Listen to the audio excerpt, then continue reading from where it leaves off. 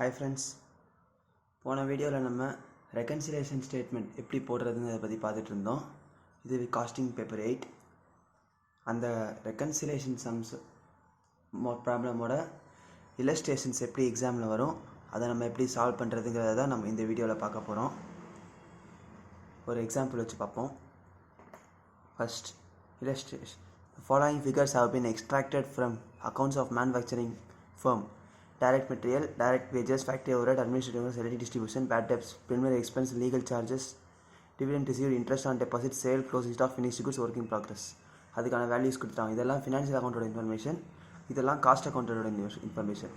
நீங்களே trading profit loss account prepare பண்ணணும் and costing profit loss அக்கௌண்ட்டும் ப்ரிப்பேர் பண்ணணும். ரெண்டையுமே ப்ரிப்பேர் பண்ணிட்டு ரெண்டுலேயும் எவ்வளோ சேஞ்ச் ஆகிருக்கு அதை வச்சு ரெகன்சிலேஷன் ஸ்டேட்மெண்ட் போடணும்.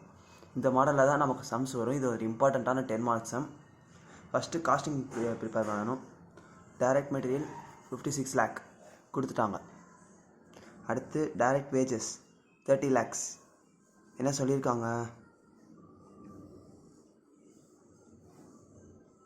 கொடுக்கல. அதனால என்ன அர்த்தம் அப்படின்னா, ஃபினான்ஷியல் அக்கௌண்ட்டில் என்ன இருந்துச்சோ அதை அப்படியே காஸ்ட் அக்கௌண்ட்டுக்கு எடுத்துக்கலாம். அடுத்து ரெண்டையும் ஆட் பண்ணால் ப்ரைம் காஸ்ட், ஃபேக்ட்ரி ஓவர்ஹெட்ஸ் வந்து 20% ஆஃப் ப்ரைம் காஸ்ட். ஸோ அதை ப்ரைம் காஸ்ட்டில் 20% ஆட் பண்ணிடுங்க. Plus closing work in progress இருக்குது, ஸோ அதை லெஸ் பண்ணிடுங்க. ஓப்பனிங் இருந்தால் அதை ஆட் பண்ணிட்டு இதை லெஸ் பண்ணணும். அடுத்து ஃபேக்ட்ரி காஸ்ட் வந்துருச்சு. ஃபேக்ட்ரி காஸ்ட்டில் அட்மினிஸ்ட்ரேட்டிவ் ஓவர்ஹெட்ஸ் என்ன சொல்லியிருக்காங்க, 6 per unit ஆஃப் ப்ரொடக்ஷன் அப்படின்னு சொல்லிட்டாங்க. 6 per unit ஆஃப் ப்ரொடக்ஷன்னால மொத்தம் எவ்வளோ ப்ரொடக்ஷன் நடந்திருக்கு அப்படின்னு நம்ம பார்க்கணும். நம்பர் ஆஃப் யூனிட்ஸ் ப்ரொடியூஸ்டு எவ்வளோன்னு பாருங்கள். அதை வச்சு இதையும் மல்டிப்ளை பண்ணிட்டா வந்துடும். இதை பொறுத்த வரைக்கும் நமக்கு வந்து number of units of production கொடுக்கல. அதனால் என்ன பண்ணுறோன்னா, சேல்ஸ் கொடுத்துருக்காங்க யூனிட்ஸு, அப்புறம் ஃபினிஷ்டு ஸ்டாக் எவ்வளோ யூனிட்ஸ் கொடுத்துருக்காங்க. ரெண்டையும் ஆட் பண்ணால் ப்ரொடக்ஷன் இவ்வளோ சேல் ஆகிருக்கு, 4000 சேல் ஆகலை தான் அர்த்தம். ஸோ அட்மினிஸ்ட்ரேட்டிவ் ஓவர்ஹெட்ஸ் ஆட் பண்ணால் காஸ்ட் ஆஃப் ப்ரொடக்ஷன் வந்துடும். அடுத்து காஸ்ட் ஆஃப் ஃபினிஷ்டு குட்ஸ் கண்டுபிடி, க்ளோசிங் ஸ்டாக் ஆஃப் ஃபினிஷ்டு குட்ஸை வந்து லெஸ் பண்ணணும். அதுக்கு என்ன பண்ணுறோன்னா, மொத்தம் 1,24,000 மொத்தம் 1,24,000 4000 தான் வந்து க்ளோசிங் ஸ்டாக். ஸோ அது இன்ட்டு வந்த அமௌண்ட் தான் காஸ்ட் ஆஃப் ப்ரொடக்ஷன். லைஸ் பண்ணிங்கன்னா காஸ்ட் ஆஃப் குட்ஸ் சோல்டு வந்துடும். அடுத்து செல்லிங் அண்ட் டிஸ்ட்ரிபியூஷன் ஓவர்ஹெட்ஸ் வந்து 8 per unit சோல்டுன்னு கொடுத்துட்டாங்க. 8 per unit சோல்டுங்கிறதுனால மொத்தம் 1,20,000 யூனிட் சோல்டாக இருக்குது. ரெண்டையும் மல்டிப்ளை பண்ணால் செல்லிங், டோட்டலாக இருக்கிறது சேல்ஸ். ரெண்டையும் லெஸ் பண்ணால் total profit as per costing P&L account கிடச்சிரும். ஓகே,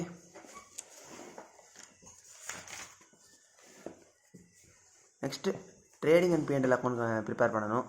இந்த சைட் ஃபுல்லாக எக்ஸ்பென்சஸ் போட்டுருங்க, இந்த சைட் ஃபுல்லாக வந்து இன்கம்ஸ் அண்ட் க்ளோசிங் ஸ்டாக் போட்டு முடிச்சுருங்க.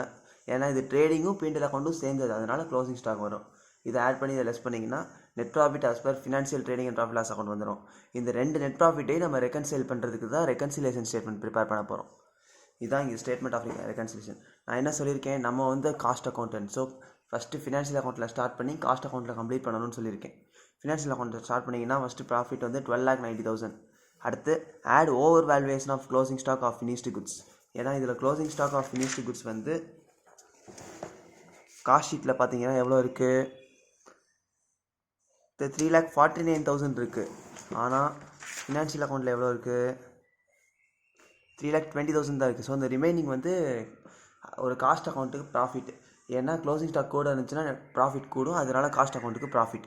அடுத்து pure financial expense not considered in cost அக்கௌண்ட்னா expenses not considered in cost accounts. ஒரு எக்ஸ்பென்ஸ் வந்து காஸ்ட் அக்கௌண்ட்டில் வரலைன்னா அது வந்து காஸ்ட் அக்கௌண்ட்டுக்கு ப்ராஃபிட். ஸோ அதை ஃபுல்லாக ஆட் பண்ணிடுங்க. அடுத்து ஓவர் ரெக்கவரி ஆஃப் மெட்டீரியல் அதிகமாக ரெக்கவர் பண்ணிட்டோம். ஸோ எக்ஸ்பென்ஸ் அதிகமாச்சுன்னா அது வந்து காஸ்ட் அக்கௌண்ட்டுக்கு லாஸு. இது ஃபேக்ட்ரி ஓவர்ஹெட்ஸ் அதிகமாக ரெக்கவர் பண்ணியிருக்கோம், அது காஸ்ட் அக்கௌண்ட்டுக்கு லாஸு. அட்மினிஸ்ட்ரேட்டிவ் ஓவர்ஹெட்ஸ் காஸ்ட் அக்கௌண்ட்டில் அதிகமாக ரெக்கவர் பண்ணியிருக்கோம், அதுவும் வந்து காஸ்ட் அக்கௌண்ட்டுக்கு லாஸு. ஃபினான்ஷியல் இன்கம் வந்து ஒரு இன்கம் வந்து காஸ்ட் அக்கௌண்ட்டில் நம்ம மென்ஷன் பண்ணலைன்னா அதுவும் லாஸு. இந்த 4ஐயுமே லெஸ் பண்ணிடுறோம். டோட்டலாக வந்து ஆட்லேருந்து லெஸ் பண்ணிங்கன்னா profit as per cost account வந்துடும். இது இப்போ ஒரு செக்கிங்க்கு என்ன வச்சுக்கலான்னா, இந்த ப்ராஃபிட் அஸ் பெர் ஃபினான்ஷியல் அக்கௌண்ட்லேருந்து ஆட் ஆர் லெஸ் பண்ணி முடிச்சிங்கன்னா கம்பல்சரியாக இதில் நமக்கு கண்டுபிடிச்ச ஆன்சர் வந்தே ஆகணும். இதில் காஸ்ட் அக்கௌண்ட்டில் ப்ராஃபிட் இருக்குது பார்த்தீங்களா, இந்த ஆன்சர் வந்தே ஆகணும். இதுதான் நம்ம ஒரு வெரிஃபிகேஷனுக்கு. அதே மாதிரி இதில் ஆரம்பித்து ஆட் ஆர் லெஸ் பண்ணிங்கன்னா இந்த ப்ராஃபிட் ஆர் லாஸ் வந்தாகணும்.